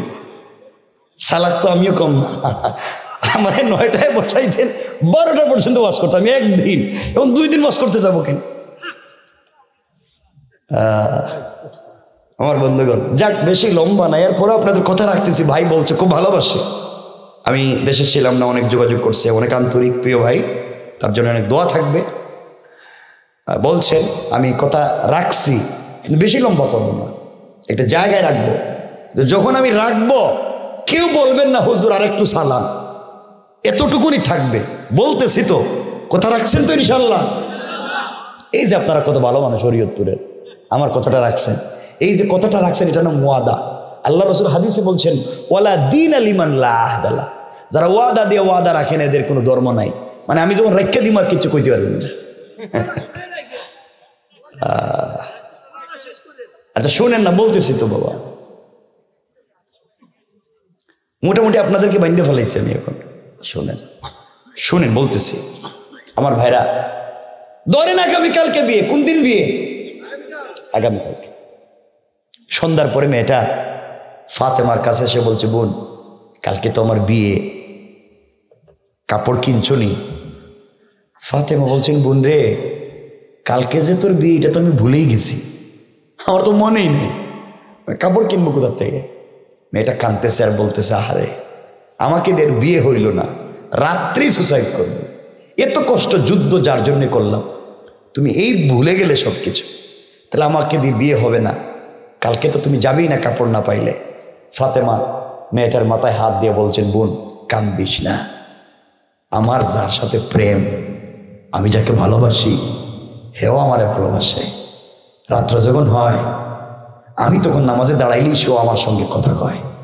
আল্লাহু আকবার বলেন। আমার বিশ্বাস যার সাথে আমার সম্পর্ক তিনি তো চাইলে এক মুহূর্তে সব করতে পারেন। এখন এক রাত 12 ঘন্টা বাকি আছে, আমার বিশ্বাস এই রাত্রের ভিতরেই আমার আল্লাহ একটা ব্যবস্থা করে দিবেন। আল্লাহু আকবার জুড়ে পড়েন। কি বিশ্বাস চিন্তা করেন। আপনাদের মনে আছে এই বিশ্বাস থেকে আমরা আলোচনা নিয়ে এসেছি, আল্লাহর প্রতি যদি সম্পর্ক হয়ে যায়, আল্লাহর সাথে যদি ভালোবাসা তৈরি হয়ে যায়, রব চাইলে সব পারে কি পারে না? মেয়েটা ফাতেমার কাছ থেকে বিদায় নিয়ে চলে গেছে। এখন গভীর রাত হয়ে গেছে, ফাতেমারও আমাদেরও এখন রাত্র গভীর 12টার উপরে, ফাতেমারও রাত্রে 12টার উপরে। হযরতে ফাতেমা গভীর রাত্রে মুসল্লা বিছিয়ে দিয়েছেন, কারণ তার সঙ্গে যার সম্পর্ক তার সঙ্গে কথা বলতে চান। কালকে বিয়ে, এখনো কাপড়ের ব্যবস্থা হয় নাই। আমার মুসলমান বন্দেগান গভীর মনোযোগ। ফাতেমা সিজদায় পড়ে গেলেন, চোখের পানি ছেড়ে গভীর রজনীতে আল্লাহকে ডাক দিয়া বলেছে, আল্লাহ এই দুনিয়ার জমিনে তুমি ছাড়া বলো তো আমার কে আছে? আল্লাহ এই দুনিয়ায় যে তুমি ছাড়া আমার কেউ নাই, সারাদিন না খেয়ে কষ্ট করি, শুধু অপেক্ষা করি রাত্র কখন হবে, আমি যেন তোমার সঙ্গে গভীর রজনীতে কিছু কথা বলতে পারি। আল্লাহ তুমি না আমাকে বড় ভালোবাসো, আমি না তোমাকে বড় ভালোবাসি, এই জীবনে তোমার কাছে ভালোবাসা দিয়ে কিছু চাইলাম না, ঘর নাই, বাড়ি নাই, 3 বেলার খাবার নাই, তোমার কাছে আমার কোনো অভিযোগ নাই, অনুযোগ নাই, এইভাবে কষ্ট করে জীবন কাটাইয়া দিতে চাই, আখিরাতে তোমাকে পেয়ে গেলেই খুশি। ও দয়ার আল্লাহ, জীবনে কত অপেক্ষা করলাম তোমার জন্যে, জীবনের সব বাদ দিলাম তোমার জন্যে, শুধু অপেক্ষা করি একটা বার কথা বলবো। তুমি না বলেছো লা তাখুযুহু সিনাতুন ওয়ালা নাওম, রাত্র হয়ে গেলে ঘুমাও না, তোমার কোনো তন্দ্রা আসে না, যার সঙ্গে তোমার সম্পর্ক তাকে তুমি দরজায় গিয়ে ডাক দিয়া বলো, ও বান্দা আমি না তোর দরজায়, তুই উঠে যা। ফাতেমা তো আরো আগে রাজি হয়ে গেছে, ফাতেমা তো আরো আগে উঠে উঠে তোমার জন্য অপেক্ষা করে, তুমি কখন আসবা, তোমার সঙ্গে কথা বলবে। আয় আল্লাহ, এতদিনের সম্পর্কে ফাতেমা তোমার কাছে কিছু চায় নাই, আজ ফাতেমা তোমার কাছে একটা জিনিসের আবদার করতে চায়। আল্লাহ এটা ফাতেমার চাহিদা পূরণের জন্য না, ফাতেমার সৌন্দর্য বাড়াবার জন্য না, ফাতেমাকে আকর্ষণীয় লাগবার জন্য না। ও দয়ার আল্লাহ, আজ যদি আমার একটা মায়ের পেটের বাই থাকতো, ফাতেমা বাইয়ের কাছে গিয়া মনের কথা বলতাম, ভাই তো বোনদের কথা বড় শুনে, কিন্তু আল্লাহ তুমি যে আমারে কোনো ভাই দিলা না, আয় আল্লাহ, আজ যদি আমার মা খাদিজা বেঁচে থাকতেন, আমার মা ছিলেন মক্কার সব থেকে বড় পয়সাওয়ালা মেয়ে, কিন্তু আমার মা আমার বাপকে ভালোবেসে, তোমার বন্ধুকে ভালোবেসে আমার মা সবগুলা সম্পত্তি তোমার রাস্তায় দান করছে। আজ আমার মা দুনিয়ার জমিনে নাই। আমার মা যদি বেঁচে থাকতো, মায়ের কাছে গিয়া বললে, মা আমি ফাতেমাকে ফিরাইয়া দিত না। আল্লাহ, আমার যে মা নাই, আমার যে ভাই নাই, আমার বাপ আছেন, তোমার বন্ধু হাবিবুল্লাহ রাত দিন উম্মতরে নিয়ে কান্দে, রাত দিন উম্মতি উম্মতি বলে রাস্তাঘাটে দৌড়ায়। আয় আল্লাহ, বাবার কাছে কিছু চাইতে চাই না, তোমার কাছে এতদিনের সম্পর্ক নিয়ে একটা কথা জানতে চাই। আল্লাহ, তুমি যদি কথা না রাখো, বুঝবো আমি একা একা তোমাকে একতরফা ভালোবাসি, তুমি কিন্তু আমাকে ভালোবাসো না। ও দয়ার আল্লাহ, আমি যে জিনিসটার আবদার করতে চাই, আগামীকালকে ইহুদির মেয়ের বিয়ে বাড়িতে যেতে চাই। আয় আল্লাহ, বিয়ে বাড়িতে যাওয়ার মতো কাপড় আমার কাছে নাই, কিন্তু আল্লাহ আমি একটা কাপড় এই জন্যে চাইলাম, আমার বাবা মানুষের বাড়ি বাড়ি গিয়ে দিনের দাওয়াত দেয়, বাজারে বাজারে গিয়ে দিনের দাওয়াত দেয়, আমি মেয়ে মানুষ হওয়ার কারণে দিতে পারি না। ও দয়ার আল্লাহ, আজ আমি তোমার কাছে আবদার করব, এমন একটা কাপড় তুমি আমাকে দান করবা, যেই কাপড় পরে ইহুদির মেয়ের বিয়ে বাড়িতে যেতে চাই, ওটা যেন দিনের দাওয়াত হয়ে যায়। ওই বাড়িতে যত মহিলারা জমা হবে, সকল মহিলারা যেন আমার কাপড়ের দিকে তাকায়া কালিমা পড়ে মুসলমান হয়ে যায়। ফাতেমা এইভাবে কাঁদতেছে, সেজদায় পড়ে কাঁদতে কাঁদতে রব বলেছেন, আমি যে আয়াত পড়ছি এর উপরের আয়াত, আর যেখানে আটকা পড়ছি এরপরের আয়াত। রব বলেছেন সুজ্জাদাউ ওয়া কিয়ামা, আল্লাহ বলেছেন সুজ্জাদা ওয়াল্লাযিনা ইয়াবিতুনা লিরাব্বিহিম সুজ্জাদাউ ওয়া কিয়ামা। কিছু যদি চাইতে চাও, কিছু যদি মন চায়, সেজদায় আসো, একসাথে কথা বলি, কেউ থাকবে না, তুমি আর আমি সেজদায় থাকবো আর কথা বলবো গুনগুন করে আস্তে আস্তে। ফাতেমা তো সেজদায় গিয়ে আল্লাহর কাছে বলছেন, কান্নাকাটি করে মুসল্লা রেখে দিয়েছেন। গভীর রজনীতে হজরতে ফাতেমা হঠাৎ করে তাকায়া দেখে ঘরের কর্নারে দুইটা কাপড়ের প্যাকেট। এই আওয়াজ দিলেন। আর আপনাদের সমস্যা কি? একসাথে কোন সুবহানাল্লাহ না, আওয়াজ কমে যাইতেছে, কাজ হইতেছে না। ফাতেমা দেখেন দুইটা কাপড়ের প্যাকেট, প্যাকেটগুলো হাতে নিছে। কিরে, ঘরের দরজা জানালা বন্ধ, কাপড় কে দিয়ে গেল? কলিজার টুকরা বাবা রসুল পাক বেঁচে আছেন। দৌড়াইয়া রসুলের রুমে গিয়ে, আব্বা আল্লাহর কাছে কান্না করে কাপড় চাইছিলাম, কে জানি আমার রুমে দুটা কাপড়ের প্যাকেট রাখা গেছে। বাবা আমি তো জানি না। নবীজি প্যাকেটগুলো হাতে নিলেন, একটা প্যাকেট খুললেন, খুলে দেখেন একটা প্যাকেটে একটা সালোয়ার, একটা কামিজ, আর একটা প্যাকেটে একটা ওড়না। তিনটা কাপড়, সালোয়ার কামিজ আর ওড়না। সালোয়ার কামিজে স্টোন দিয়া, পাথরের টুকরা দিয়ে ডিজাইন করা, ওড়নার মধ্যে গ্লাসের টুকরা দিয়ে ডিজাইন করা। পৃথিবীর কোনো ফ্যাশন ডিজাইনের সঙ্গে যায় না, পৃথিবীর কোনো গার্মেন্টস ফ্যাক্টরির সঙ্গে ডিজাইন যায় না। আর এই কাপড়ের প্যাকেট খুলতেই প্যাকেটের ভিতর থেকে জান্নাতুল ফিরদৌসের মেশকে আম্বরের গ্রাম বের হয়ে গিয়েছে।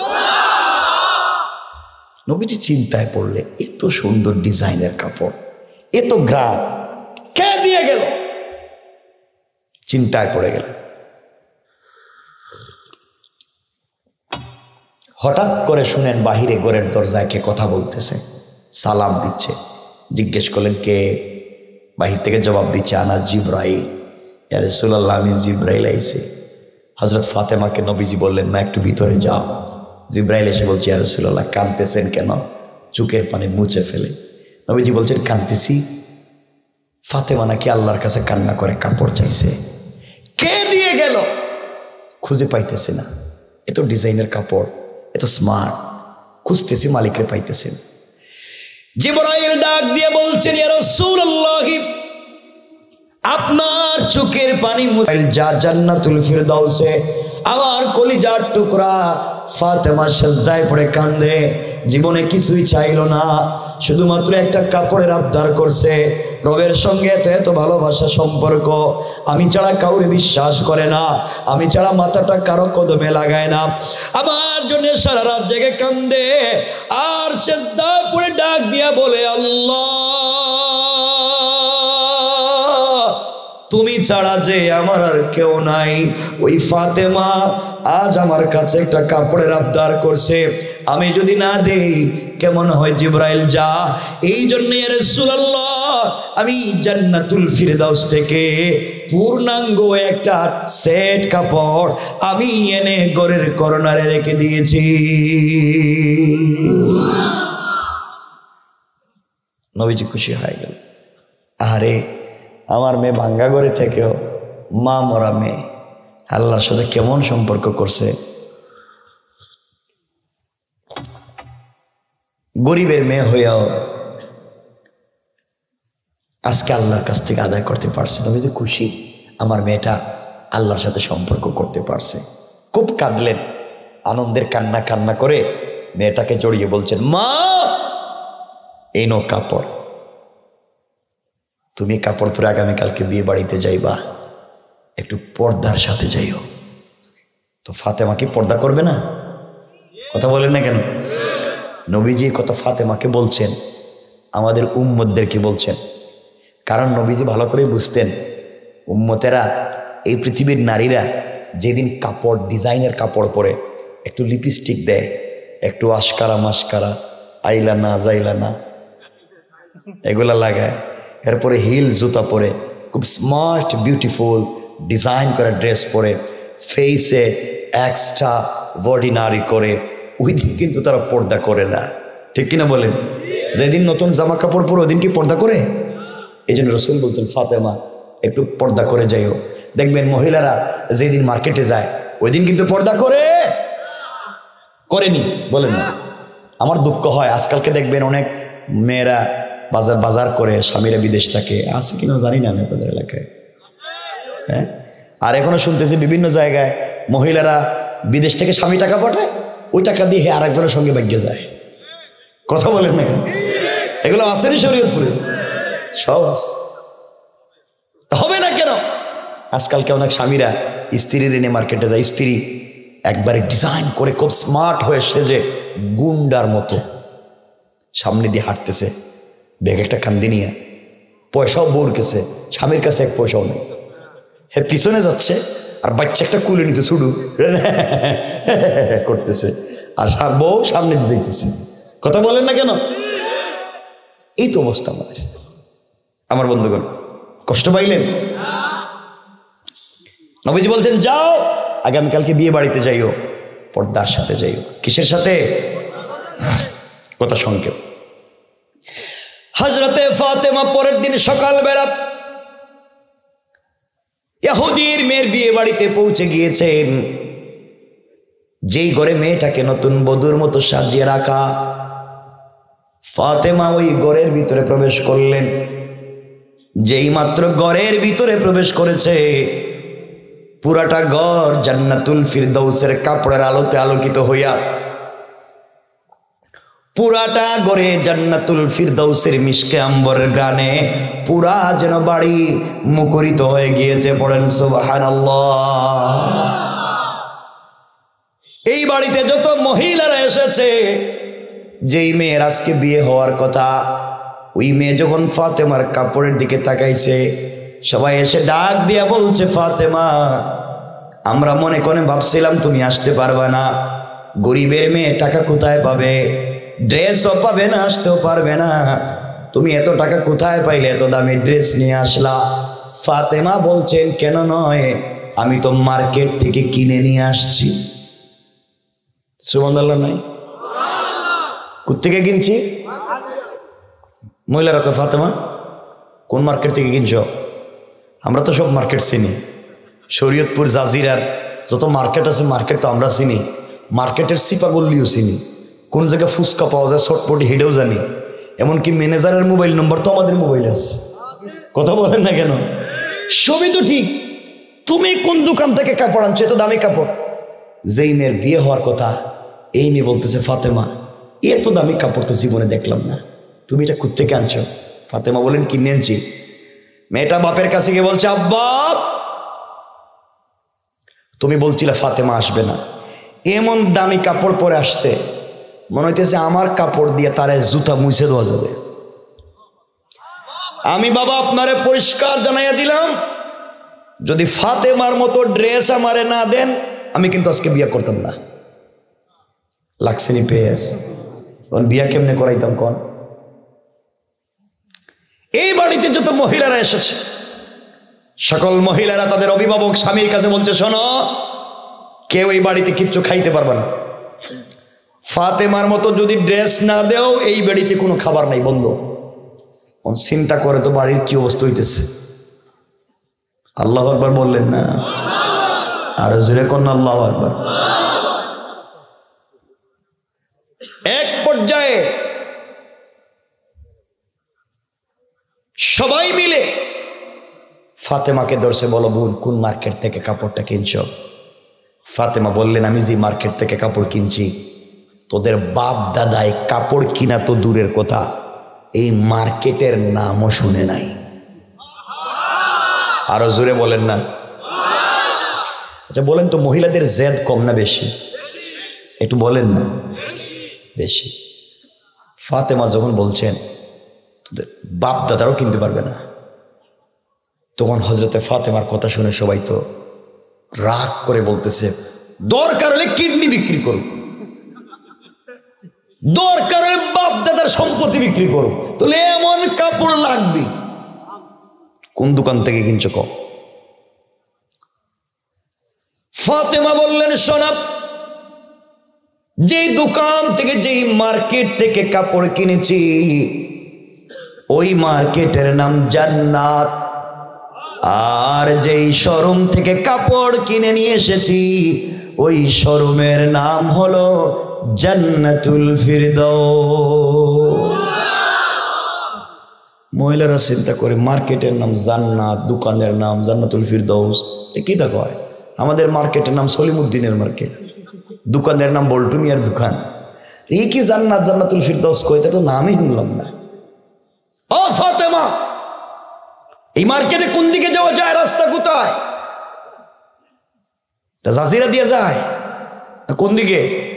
ফাতেমা বলছেন এই রাস্তা পৃথিবীর যে কেউ যাইতে পারবে, এটা স্পেশাল রাস্তা, সবাই রাস্তা চিনবে না। মহিলারা বলছে বলো ফাতেমা। ফাতেমা বললেন শোনো, যেই দোকান থেকে কাপড় কিনেছি ওই দোকানের নাম জান্নাতুল ফিরদাউস, যেই মার্কেট থেকে কাপড় কিনছে মার্কেটের নাম জান্নাত, আর ওই মার্কেটে যেই রাস্তা দিয়ে গিয়েছি ওই রাস্তার নাম হলো ইহদিনাস সিরাতাল মুস্তাকিম। ও মহিলারা, সিরাতে মুস্তাকিম নামক রাস্তা দিয়া যদি চলো রে, সামনে গেলে জান্নাত নামক মার্কেট পাইবা, ওখানে গেলে জান্নাতুল ফিরদাউস নামক দোকান পাইবা, ওখানে গেলে আমার চাইতে আরো দামি দামি কাপড় পাইবা। মহিলারা চিন্তায় পড়ে গিয়েছে জান্নাত নামক মার্কেট কই, জান্নাতুল ফিরদাউস নামক দোকানটাই কই, আর সিরাতে মুস্তাকিম নামক রাস্তাটাই বা কোথায় পাই? সবাই বলছে ফাতেমা বলো না আসলে এটা কোথায়, কোন জায়গায় আমরা তো চিনিও না। এবার ফাতেমা বলছেন শোনো সত্য কথা কই, সত্য কথা আসলে আমি আনছি জান্নাতুল ফিরদাউস থেকে ঠিকই, কিন্তু আমি কিনি নাই। কিনো নাই তুই কই পাইছো? আমার সাথে একজনের প্রেম, আমি একজনকে ভালোবাসি, হেও আমারে ভালোবাসে, আর গভীর প্রেম তো এই জন্য তার কাছে একটা কাপড়ের আবদার করছিলাম, হে আমারে পৃথিবীর সব থেকে দামি একটা কাপড় দিয়ে দিস। সুবহানাল্লাহ তো আসতে বললেন। মহিলারা বলতেছে ঘটনা কি? তুমি কার সাথে প্রেম করলা? গরিবের মেয়ে, এত দামি কাপড় দিয়ে দিল। আমরাও তো প্রেম করি, সলিমুদ্দিনের ছেলের সাথে আমার 8 বছরের প্রেম, কিন্তু দেখবা প্রেম করছি 2 টাকার বাদামও কিনে দেয় না, আর যদি দেয় ওতে হে ওর দিয়ে খাইয়া ফেলায়। কথা করবেন ভাই, 12:30 হয়ে গেছে, কি করতাম তো আমি রেখে দিতে চাইতেছি। কষ্ট হয় না আপনাদের? কখন প্রস্রাবেও ধরে না, এখন ডায়াবেটিসের সাথে হয় না, কে ধরে? এখন তো সব উল্টো হয়ে গেছে। হ্যাঁ, আছেন তো আপনারা? সবাই আসেননি? কতক্ষণ? সারা রাত? কয়েক মিনিট, শুধু কয়েকটা মিনিট বসেন, কয়েক মিনিট, আমরা শেষ করব, লম্বা করব না। আমার বন্ধুগণ, এবার কথাগুলো দিল দিয়ে শুনেন কি বলতে চাই। মহিলার আশ্চর্য হয়ে গিয়েছে। ফাতেমা, সিরাতে মুস্তাকিম নামক রাস্তাও চিনলাম না, জান্নাতুল ফিরদাউস নামক দোকানও চিনলাম না, জান্নাত নামক মার্কেটও চিনলাম না, বলো না কেমনে কি থেকে আমরা পাই? ফাতেমা বললেন, বোন রে, এই মার্কেটে যেতে হলে ওইটাই একটা রাস্তা, সিরাতে মুস্তাকিম ছাড়া কেউ জান্নাতে যেতে পারবে না। আমার সাথে যার প্রেম তাকে কিন্তু তোমরা ওখানে গেলে পাইবা, তার সাথে যদি সম্পর্ক হয়ে যায় আরো দামি দামি কাপড় হয়তো পাইবা। মহিলারা বলছে, ফাতেমা বলো ওই মার্কেটে কেমনে যাওয়া যায়, এই রাস্তা দিয়ে কেমনে যাওয়া যায়? ফাতেমা বলছেন, শোনো রে, এই রাস্তা দিয়ে যে কেউ চাইলে যাইতে পারবা না, এটা স্পেশাল রাস্তা, এটা ভিআইপি রাস্তা, এখানে সিকিউরিটি গার্ড আছে, চাইলে যাইতে দিবে না। এখান দিয়ে যদি যেতে হয় অবশ্যই অবশ্যই আপনাকে আইডি কার্ড লাগবে, পরিচয়পত্র লাগবে, পরিচয়পত্র ছাড়া আপনাকে যাইতে দিবে না।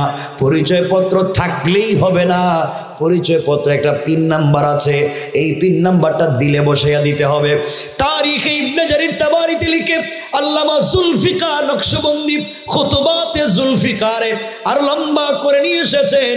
তিনি বললেন, সবাই যখন জানতে চায় পিন নাম্বার ছাড়া কিন্তু হবে না।